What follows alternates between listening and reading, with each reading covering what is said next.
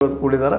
ಹೀಗಾಗಿ ಆಸ್ಟ್ರೇಲಿಯಾದ ಎದುರು ಆಸ್ಟ್ರೇಲಿಯಾನು ಸ್ಟ್ರಾಂಗ್ ಟೀಮ್ ಇರೋದರಿಂದ ಇದು ಮತ್ತೆ ಹೇಳಬೇಕಾಗಿದೆ. ಎಲ್ಲರೂ ಮೊದಲು ಆ ಟೀಮ್ ಯಾವುದನ್ನು ತರಲಾರದ ಒಂದು ಸಾಮಾನ್ಯ ಟೀಮ್ ಅಂತ ಹೇಳೋದು ಆಟ ಆಡಿದ್ರೆ ನಿಶ್ಚಿತವಾಗಿ ಒಳ್ಳೆಯದಾಗ್ತದೆ.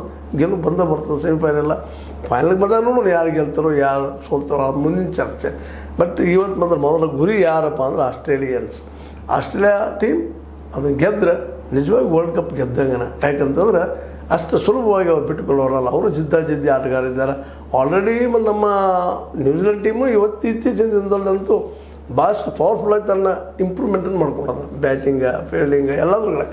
ಅದಕ್ಕಾಗಿ ಅಂಥ ದೊಡ್ಡ ಮತ್ತು ಅದರಲ್ಲೂ ಇತ್ತೀಚಿನ ದಿನ ನಾವು 1 ಡೇ ಮತ್ತು 2020 ಬಂದ ಮೇಲೆ ಫೀಲ್ಡಿಂಗಲ್ಲಿ ಭಾಳಷ್ಟು ಇಂಪ್ರೂವ್ಮೆಂಟ್ ಆಗಿದ್ದಾವೆ. ಅಷ್ಟಿದ್ದು ಕೆಲವೊಮ್ಮೆ ತಪ್ಪುಗಳಾಗ್ತಿತ್ತು ಆ ಮಧ್ಯೆ. ಯಾಕಂದರೆ 17 ರನ್ನಿಗೆ ಕೇನ್ಸ್ ಔಟ್ ಆಗೋ ಸಾಧ್ಯತೆ ಇತ್ತು. ಆ ಸಂದರ್ಭದಲ್ಲೇ ನಮ್ಮ ರಾಹುಲ್ ಅವರು ಕ್ಯಾಚ್ ಬಿಟ್ಟರು ಅನ್ನುವಂಥ ಒಂದು ಮಾತು ಏನದಪ್ಪ ಅಂತಂದ್ರೆ ಇನ್ನೂ ಇಂಪ್ರೂವ್ ಆಗಬೇಕಪ್ಪ ಫೀಲ್ಡಿಂಗ್ದಲ್ಲೇ ಅನ್ನುವಂಥದ್ದು. ಆದರೂ ನಾವು ಗವಾಸ್ಕರ್ ಅವರು ಇನ್ನುಳಿದವರು ಇದ್ದಂಥ ಸಮಯದ ಫೀಲ್ಡಿಂಗ್ ನೋಡಿದಾಗ ಇವತ್ತಿನ ಫೀಲ್ಡಿಂಗ್ ಭಾಳಷ್ಟು ಲಾಟ್ ಆಫ್ ಚೇಂಜ್ ಆಗೈತೆ ಅನ್ನೋದನ್ನು ಒಪ್ಪಬೇಕಾಗ್ತದೆ.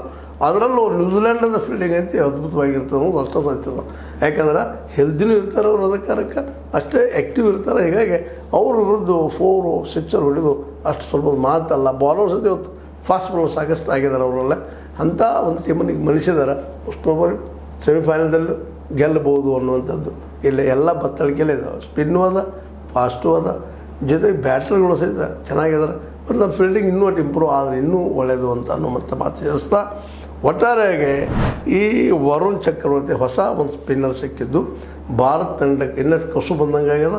ಹೊಸ ಹುಡುಗರು ಇನ್ನಷ್ಟು ಹುಮ್ಮಸ್ಸಿನಿಂದ ಶಾಂತ ಮನಸ್ಸಿಂದ ಆಡಿದರೆ ನಿಶ್ಚಿತವಾಗಿಯೂ ಗೆಲುವು ನಮ್ಮದು ಸೆಮಿಫೈನಲ್ದಲ್ಲಿ ಅಂತ ಹೇಳ್ತಾ ಇದು ನಿಮಗೆ ಲೈಕ್ ಆಗಿರ್ಬೋದು. ಲೈಕ್ ಮಾಡಿ, ಶೇರ್ ಮಾಡಿ, ಕಾಮೆಂಟ್ ಮಾಡಿರಿ. ಜೊತೆ ಸಬ್ಸ್ಕ್ರೈಬ್ ಆಗೋದು ನಿಲ್ಲಿಸ್ಲಿಕ್ಕೆ ಹೋಗ್ಬೇಡ್ರಿ. H16 ನ್ಯೂಸ್ ಅರ್ಥಾತ್ ಹೇ ಸೀತಾರಾಮಯ್ಯ ಸತ್ಯದ ಕೈಗಲ್ಲೇ ವಂದನೆಗಳು.